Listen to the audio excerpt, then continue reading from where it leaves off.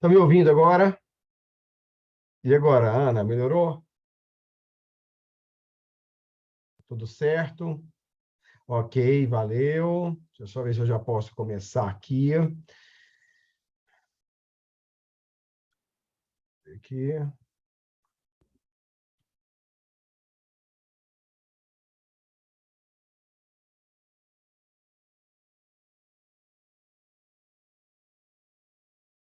Ok, então, pessoal, boa noite a todos. Vamos começar aqui a nossa revisão, né?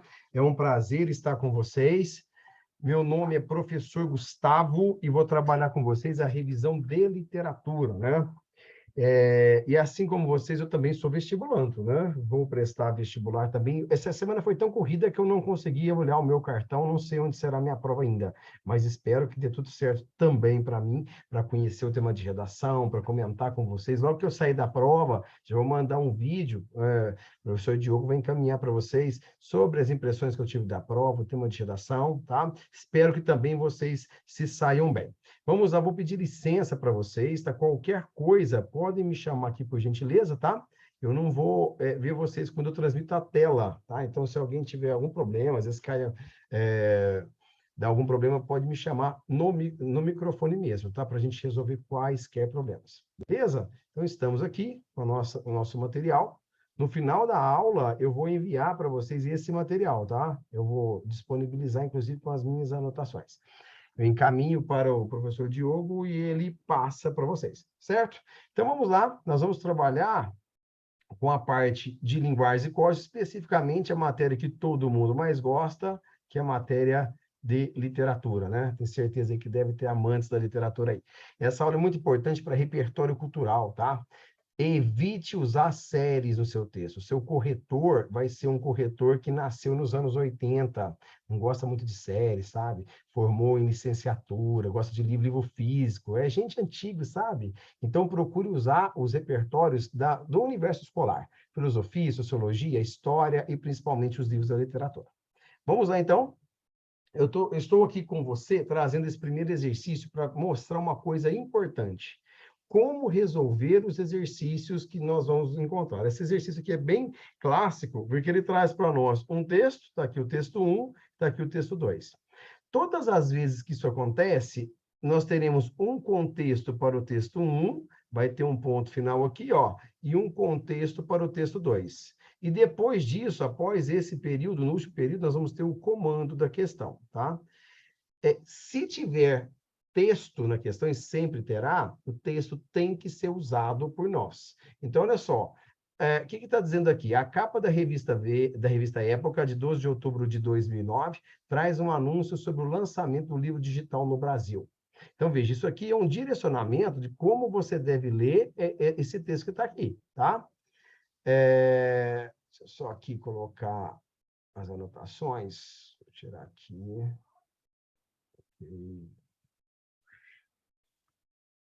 Muito bem. Ó, agora, veja só, daqui para frente, quando diz, já no texto 2, traz informações referentes... O texto 2 traz informações referentes à abrangência de acessibilidade das tecnologias de comunicação e informação nas diferentes regiões do país. Então, beleza, aqui está dizendo que se a gente tiver esse Kindle, a gente vai democratizar a leitura, todo mundo vai ler mais, e esse é o último livro que você vai comprar. Mas aqui está dizendo que é um problema, porque quem vai ter acesso a essa maravilha é mais ou menos essa parte aqui, ó. A parte que está em branco, né? Ela não vai ter acesso. E aí, o comando diz, a partir da leitura dos dois textos, infere-se que o advento do livro digital no Brasil. Olha o que a alternativa A diz para nós. Ó, a possibilidade de o acesso... possibilitará o acesso a diferentes regiões do país às informações antes restritas, uma vez que eliminará as distâncias por meio da distribuição virtual. Isso tudo está certinho, galera, mas só para o texto 1, tá? Então, quando isso acontecer, você não pode assinalar.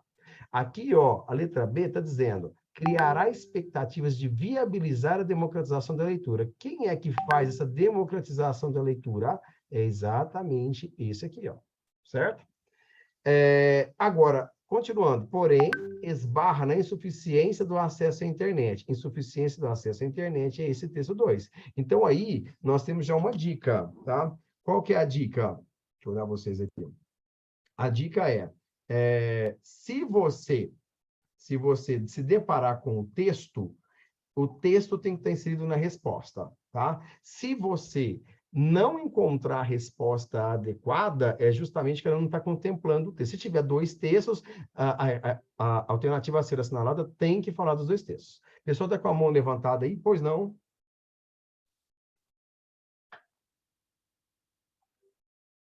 Ok, estou olhando o chat aqui. Ok. Agora eu estou vendo. O que está acontecendo? Alguém pode falar, por favor? Deixa eu ver aqui. A tela não está transmitindo o slide? Como não? Ah, será que eu não estou habilitado para usar o slide? Porque esse aqui está transmitindo. Vamos ver de novo. E agora, tá?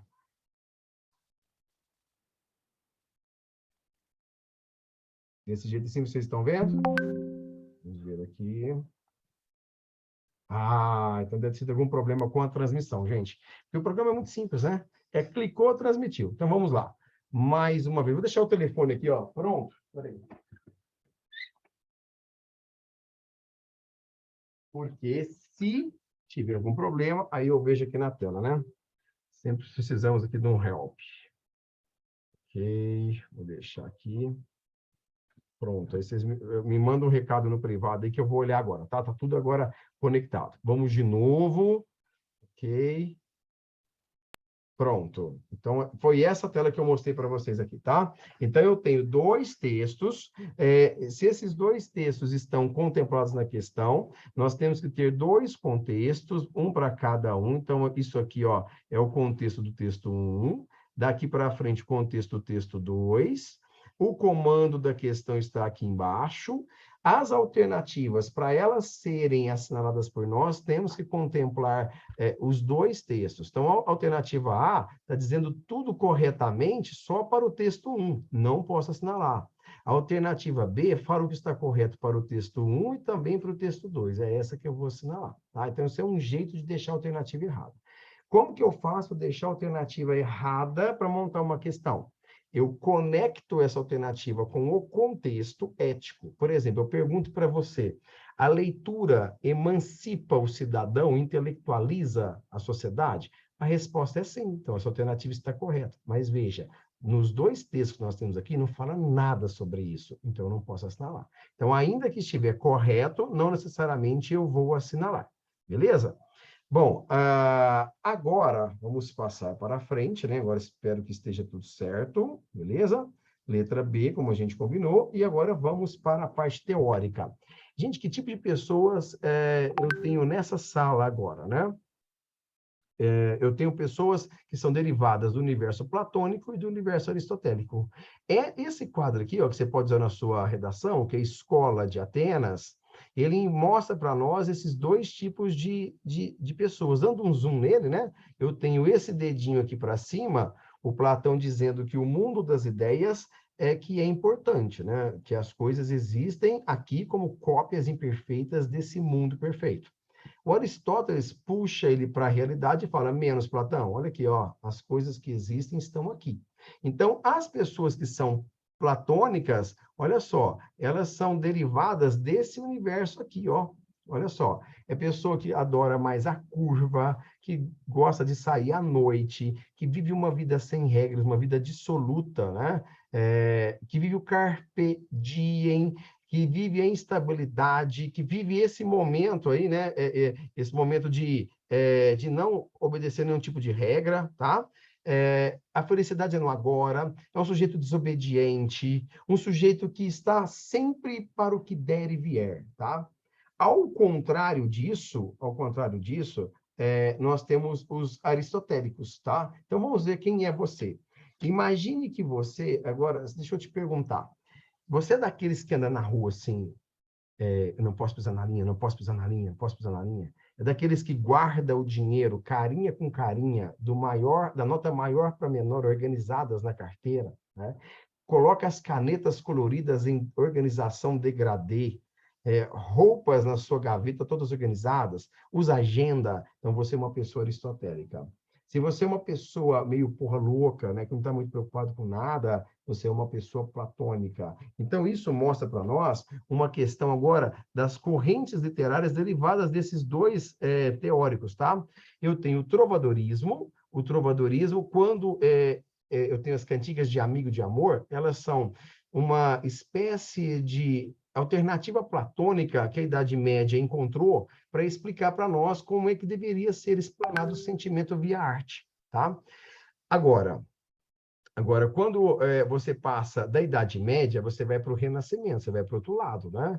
É um lado que agora é pautado na racionalidade. Quem é da área da história aí vai estudar aí o Renascimento, quem é da área da filosofia vai estudar o Galileu Galilei, vai estudar o Maquiavel, vai estudar o Martinho Lutero. Eles alteram a forma medieval e teocêntrica para uma forma antropocêntrica de vida.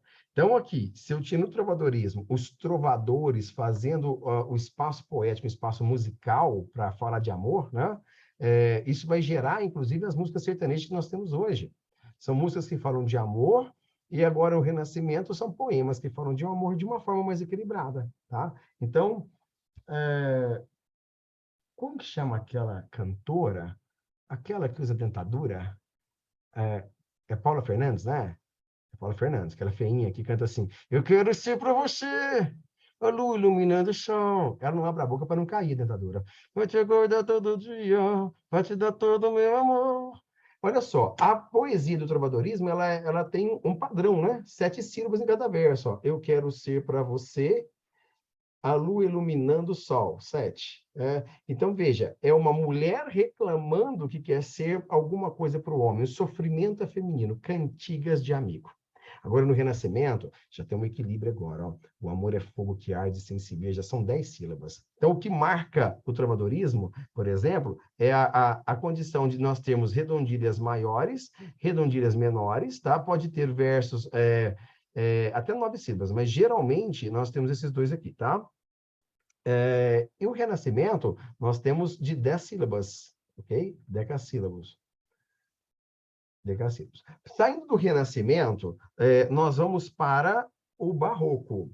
O Barroco é o momento da Contra-Reforma, no momento que há uma perseguição muito forte contra aqueles que foram renascentistas, foram filósofos, cientistas, ateus, protestantes, e a Contra-Reforma, então, transforma o mundo num mundo muito, muito perseguido, muito violento. Então, a obra de arte, ela vai ficar perdão, ela vai ficar também tensa. Então, vai entrar aqui o Caravaggio na pintura, o Bernini na escultura. Então, aquela coluna grega renascentista, que era só vertical, vai ficar agora contorcida, as cores vão ficar pesadíssimas.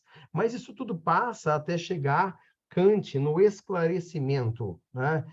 O esclarecimento, o que é? O iluminismo, dizendo que as pessoas têm que ser maiores intelectuais, pautando-se na razão, que a razão é que ia esclarecer tudo.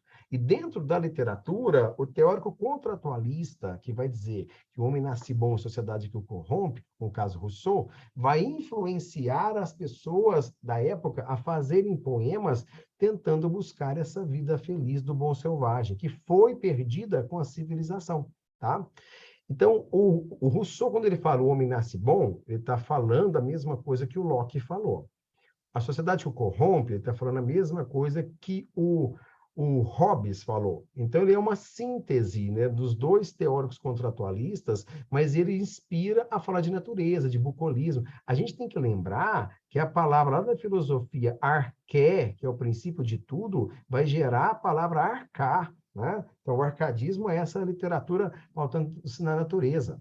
Vai gerar músicas atuais do tipo: além do horizonte tem um lugar para a gente ser feliz, onde eu possa encontrar a natureza. Viu que eu nasci para cantar, né?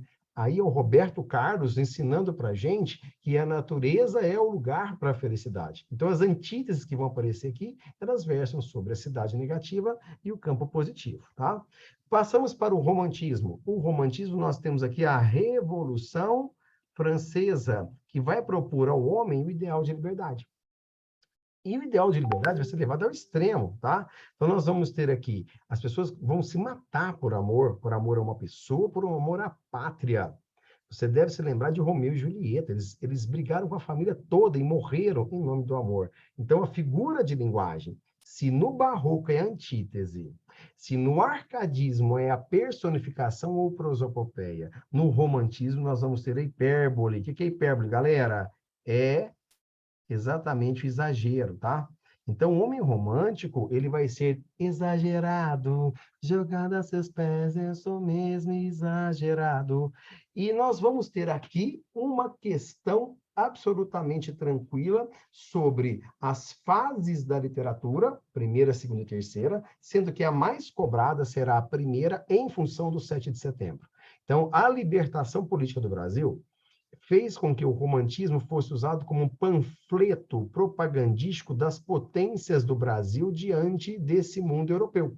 Então, veja só, o barroco usou a arte católica como propaganda, o arcadismo usou a arte dos grandes governantes, como Napoleão Bonaparte, como propaganda, né, uma arte laica e populista, e o romantismo vai usar agora uma grande propaganda para a pátria, tá? Então, o 7 de setembro vai originar um Gonçalves Dias falando minha terra tem palmeiras onde canta o sabiá. Então, vai aparecer Palmeiras, Sabiá, Índio em função do nacionalismo, tá? Essa é a questão de número 7 da prova rosa, a resposta vai ser letra B, hein? Atenção para isso aí. Galera, indo para frente, realismo. O realismo fala exatamente de uma visão agora técnica, de uma visão agora que mostra que nós precisamos da Revolução Industrial para normatizar esse mundo que é muito romântico e trazer para a realidade. Então, temos que produzir, produzir, produzir. No realismo, nós vamos ter uma influência de Freud, que analisa o aspecto psicológico dos personagens, como Bentinho e Brás Cubas. São personagens que não existem mais materialmente, mas existem enquanto mente. Onde o Bentinho está quando ele escreve a vida dele? Sentado atrás de uma mesa. Então, é só a mente que funciona. Isso, cada capítulo é uma queixa que ele nos dá a respeito da vida frustrada que ele teve com o Capitu. Onde é que está o Brás Cubas? Já está morto, nem matéria ele tem. Quando a gente fala de naturalismo, a gente tem que lembrar da figura zoomorfismo. O homem é bicho, é animalizado, tá? Então, ele tem cara de cavalo, trabalha que nem ele ronca que nem um porco, é burro como uma besta. Ou seja, a animalização do homem aqui, ó, faz parte da análise do coletivo, influenciada por Darwin. O parnasianismo é uma poesia técnica da Revolução Industrial, que vai ser substituído pelo sentimentalismo do simbolismo que você está vendo aqui, tá? O simbolismo é todo zen, né? Todo zen, trabalha a metafísica, trabalha a ideia de que a alma e corpo tem que se descolar para a gente chegar ao prazer extremo. É uma coisa meio schopenhaueriana, trabalhando aí vontade e representação, trabalhando sentimento, delicadeza, né? O pessimismo, até a gente chegar no mais importante, né? Que é exatamente o pré-modernismo e o modernismo. O pré-modernismo é uma questão política, aqui eu destaco o Triste Fim de Policarpo Quaresma, tá? Ele é um nacionalista que leva o nacionalismo ao extremo. Então, ele quer devolver a língua portuguesa, devolver o catolicismo, devolver tudo que é da Europa para instaurar valores tupi-guaranis aqui no nosso país. Esse cara, ele teve um triste fim, né? Ele incomodou tanto o governo que ele foi fuzilado no final da história. E ele abre espaço para a gente fazer um nacionalismo menos xenófobo, um nacionalismo mais sociológico, que aí entra exatamente a Semana de Arte Moderna. Então, aqui, o que você viu aqui, resumindo, tá? Vou apagar aqui para nós para ficar menos rebuscado. Se você ler nesse eixo que está aqui, ó, você está lendo as escolas platônicas. Isso a gente vai chamar de tradição platônica, tá? Se você ler o que está do lado direito são as escolas aristotélicas. Mas se você perceber que o Renascimento ele existiu como contraponto para um sentimento que já estava instaurado na arte, então nós temos uma relação sempre de oposição. A seta tem que estar para a esquerda, viu, galera? Eu já vi livro didático, não é o caso em nosso objetivo, que o material é muito bom, né? Que fala que o trovadorismo faz oposição ao Renascimento. Impossível, né? Como que uma coisa vai se opor à outra que ainda não existe, tá? Então, isso é impossível. Bom, de olho aí no horário, tá? Vamos me posicionando aí, por favor, para não passar muito tempo de vocês. Então, aqui eu tenho a principal obra, nós estamos falando de 100 anos de Semana de Arte Moderna, tá? 200 anos de independência do Brasil. O grupo dos 5, que é a Tarsila do Amaral, a Anita Malfatti, o Mário, todo mundo conhece o Mário, né? Aquele mesmo, tá? O Oswald de Andrade e o Menotti Del Pitia, a gente chama de Grupo dos Cinco. Peguinha que vai acontecer para você, tá? Eu já olhei aqui, prova branca, número 15 a questão. Tarsila do Amaral pintou a Bapuru para a Semana de Arte Moderna. Tarsila do Amaral não veio para a Semana de Arte Moderna, tá? Ela estava na Europa. A pintora que representou o modernismo no Brasil é a Anita Malfatti. Ela já era conhecida desde 1917, quando ela fez uma exposição de arte expressionista. Essa arte expressionista deforma a curva, como você está vendo aqui, né? Pés grandes, mãos pequenas, cabeça disforme. A Anita Malfatti, ela foi cancelada na época, não é o tema de redação do Enem, tá? Você vai usar a Anitta, hein? Ela foi cancelada por Monteiro Lobato. O Monteiro escreveu um artigo dizendo que ela era louca, paranoia ou mistificação, o nome do artigo. E a partir disso, instaurou-se uma briga entre os pré-modernos e os modernos. A Semana de Arte Moderna aconteceu e a Tarsila resolveu pintar a sociologia do brasileiro nesse quadro. O que é cabeça pequena? Pouco dada intelectualidade, membros grandes, potência para o trabalho. Eu disse potência, não disse gosto pelo trabalho, porque se fosse gosto pelo trabalho, ele estaria em pé, ele está sentado, tá? Então, ele tem condição de trabalhar, mas é preguiçoso. A cabeça assim escorada também marca isso. Você deve estar desse jeito na sua casa, por isso que a câmera está fechada, né? Deve estar deitado, deve estar de chinelo, mascando um chiclete, meio com tédio. É modelo brasileiro puro, tá? Cores do Brasil, exatamente, né? Isso aqui marca um modelo de brasileiro chamado de antropofágico. Aba significa verme que come carne de gente. Puru, carne de gente. O verme que come carne de gente somos nós.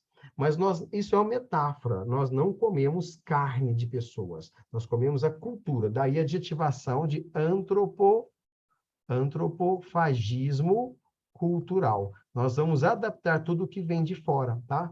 Por exemplo, aqui no Brasil, a gente não tem programas de auditórios, a gente copia o que vem da Europa. Como a gente copiou as músicas, né? O piano, por exemplo, veio para cá, a gente tocou samba. A gente faz adaptações, tá? Que é o que você está vendo nessa imagem aqui.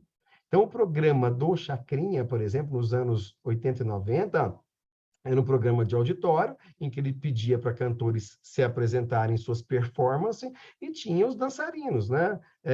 Isso foi se repetindo ao longo da história, com as mesmas cores brasileiras e quentes que você está vendo, com o Silvio Santos, né? O Silvio Santos, vem aí, olê, lá. Isso também ficou na Rede Globo do mesmo jeito agora, com o Domingão do Faustão, depois com o Luciano Huck, até a gente chegar com Regina Casé com o programa Esquenta. Olha as cores se repetindo, tá? Tudo isso é derivado da Semana de Arte Moderna. Até chegar nos anos 70, isso se repetir com as músicas, tá? A Regina Casé, então, ela representa essa antropofagia, que é sugar o que é da Europa. A Europa produziu tudo, galera. Você não estuda na escola nenhum filósofo brasileiro, você estuda filósofo europeu. Então, se eles produziram tudo, o que resta a gente? Resta para a gente absorver o que eles nos deram e fazer disso uma grande salada. A gente é misturado etnicamente, a gente é misturado religiosamente. Por exemplo, a minha família toda é católica e todas vão no centro tomar passe. Minha família adora mexidão, adora samba e adora rock, por isso a gente gosta do Seu Jorge, que toca samba rock. Ou seja, a gente mistura tudo, tá? Então, em nome disso, né, a gente mistura até a cultura norte-americana, né? Ou a cultura europeia, tá aí, ó, Dom e Juan. Só o Brasil tem a potência para fazer isso, gente. O nome é Dom Juan, a gente separa e põe dois, uma dupla Dom Juan. Olha esse, Batman, com acento na paroxítona, e Robson. Batman e Robson. É fantástico, né? Só o brasileiro tem essa condição de chupar tudo que vem da Europa, né? Nessa condição artística, ok? E para a gente abrir aí para uma discussão de vocês, né? Eu trouxe aqui para a gente finalizar toda essa cultura misturada.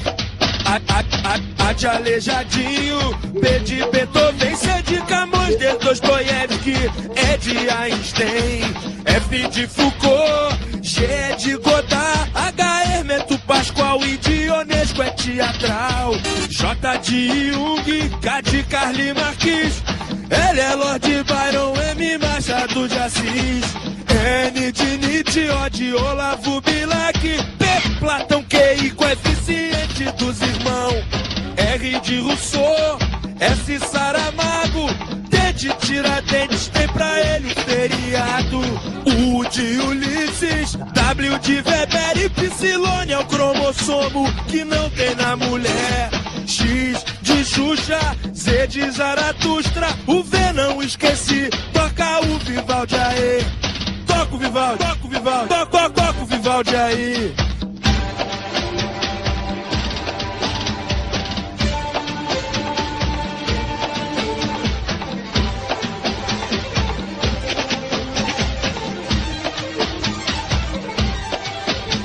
É o Goethe, é o Goethe, é o Goethe, é o Goethe, é o Goethe, é o Goethe, é o Goethe, é o Goethe, é o Goethe, é o Goethe, é o Goethe, é o Goethe, é o daquele jeito, hein? Lindo do Léo Tolstói, lindo do Léo Tolstói, lindo do Léo Tolstói. Surra de Schubert, surra de Schubert. Eu vou pro Man, vem a Tarsila, agora eu escrevo orelha e ninguém vai me segurar. Qual a diferença entre o Lutero e o Kant? Um é iluminista, o outro protestante. E Stanislavski compõe o personagem. Brecht quebra a parede, com a plateia interage. Penso logo existe, penso logo existe, penso logo existe. Descartes quem disse isso? Mona Lisa, é nóis. Tipo Gioconda, tipo Gioconda. Oi, nessa dança tem que fazer uma invenção. Oi, nessa dança tem que ter notoriedade. Pergunta número 1, hein? Quem escreveu o livro 1984? George Orwell, George Orwell, George Orwell, George Orwell. Pergunta número 2. Quem é o cineasta espanhol amigo do Salvador Dalí? Buñuel, Buñuel, Buñuel, Buñuel, Buñuel, Buñuel, Buñuel. Pergunta número 3. Quem é o autor do livro O Príncipe?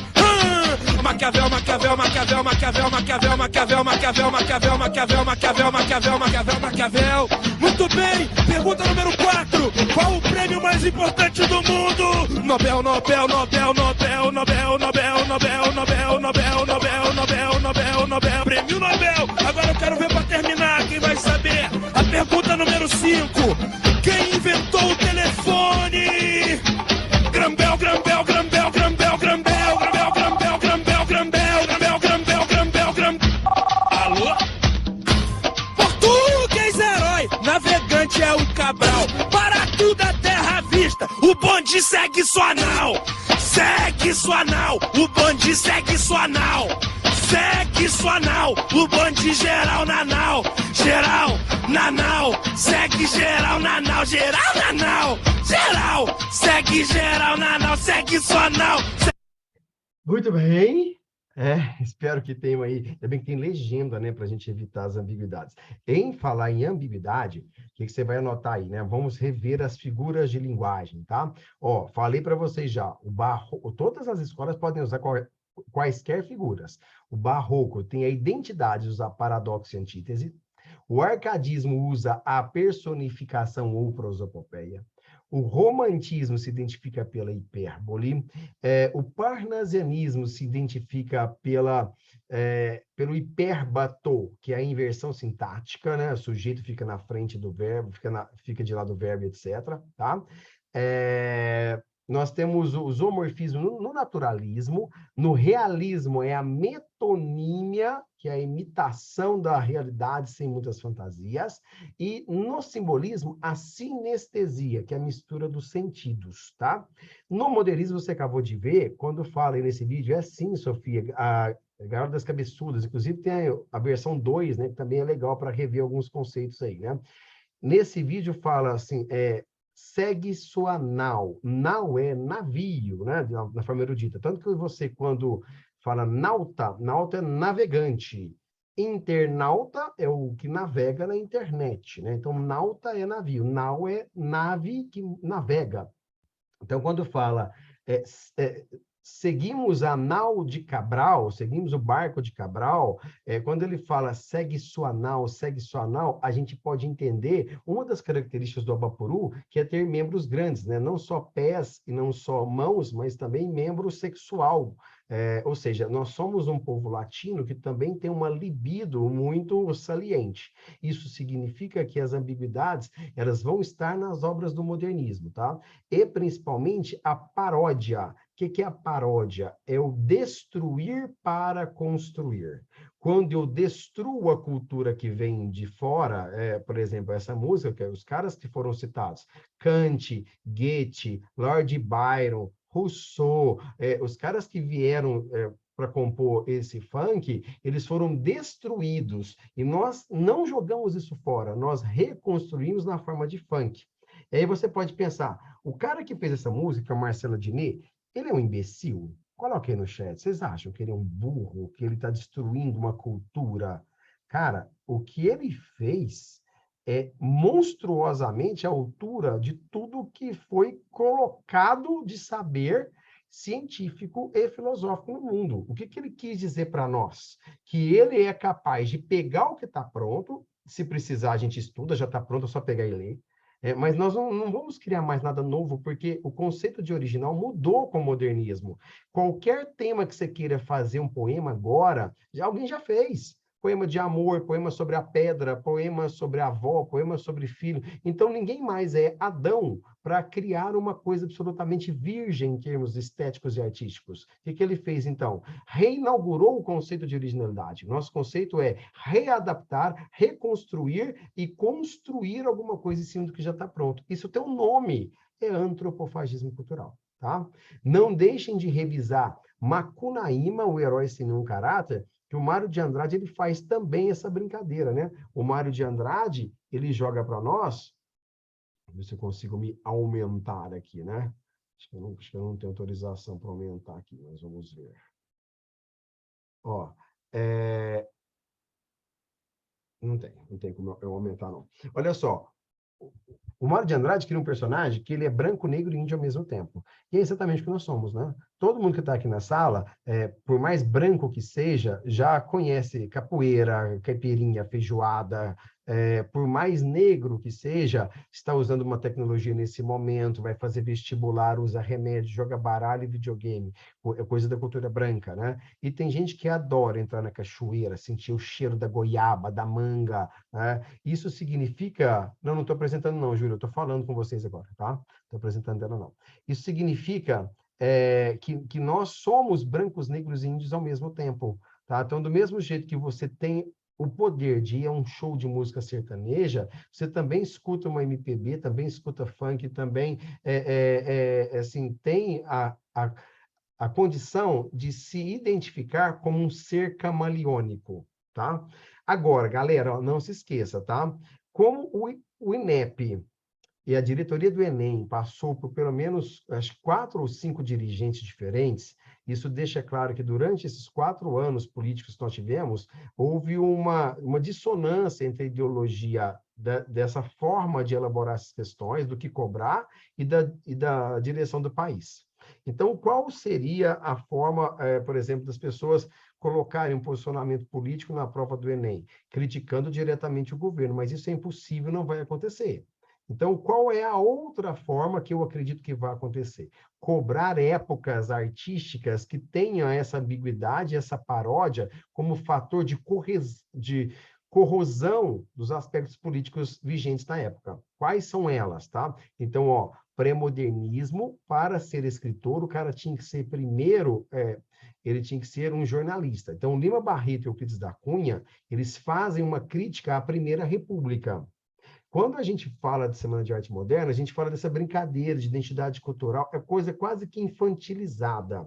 Mas quando a gente termina a primeira fase e entra na segunda, anote isso aí, a segunda fase modernista, começa em 1930 e vai até 1945, tá? É a fase de, digamos, de maturidade, Continuamos com versos livres, com versos brancos, mas agora o conteúdo é político. É por causa da crise de 29, da queima dos cafés por Getúlio Vargas, da fome, da migração, que o Graciliano Ramos vai escrever Vidas Secas, que o Jorge Amado vai escrever Capitães da Areia, e que o Carlos Drummond vai fazer poesias críticas ligadas ao comunismo. Eles achavam que, com a crise do capitalismo, era o momento ideal para, ideologicamente, fazer a militância em nome de Karl Marx. Então, agora, o modernismo vai se valer da arte para fazer a propaganda publicitária para o capitalismo. Resumindo tudo que a gente viu, propaganda publicitária para a Igreja Católica no Barroco, propaganda publicitária para Napoleão Bonaparte, o Estado laico, no arcadismo, propaganda publicitária para os burgueses românticos e a pátria no romantismo, propaganda publicitária para o Brasil na Semana de Arte Moderna.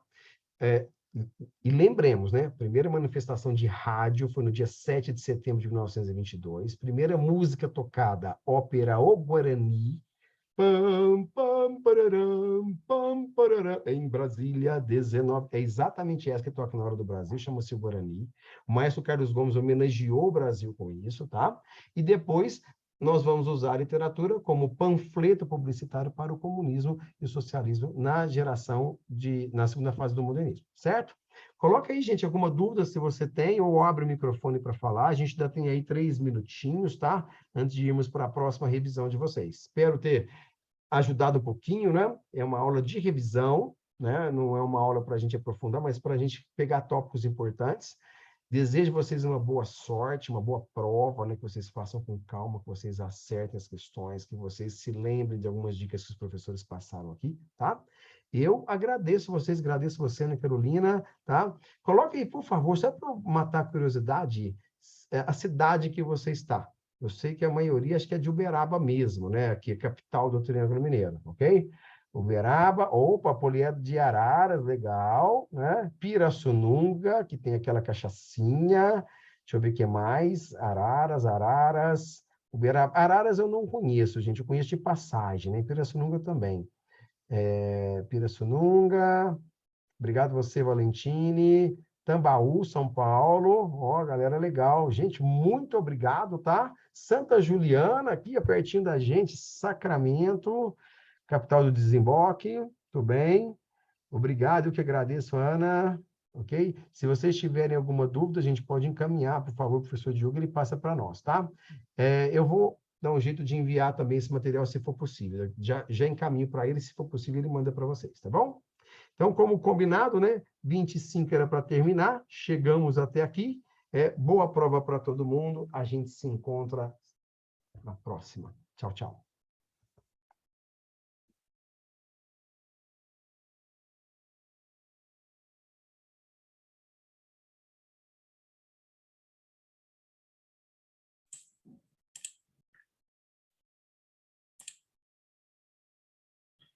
Oi, pessoalzinho, beleza? Seguinte, como a sala está cheia e a gente precisa liberar espaço para o próximo professor entrar na sala. Então, eu vou ter que derrubar a sala e vou reabrir ela em seguida, tá bom? Então, vocês saiam e voltam novamente pelo mesmo link, tá bom? Até daqui a pouco para a próxima aula. Valeu, gente, até mais.